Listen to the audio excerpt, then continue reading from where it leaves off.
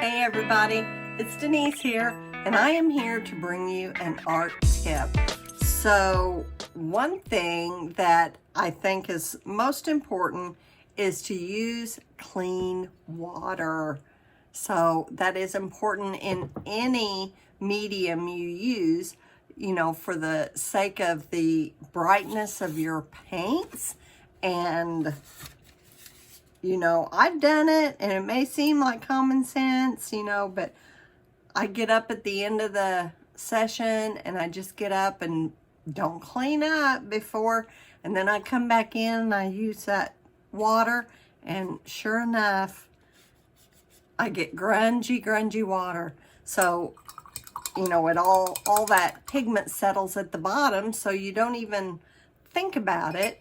So the best thing you can do is use clean water to make sure that your paintings are going to show up bright and fresh, and you'll enjoy your end product. So thanks for joining me, guys. See you next time.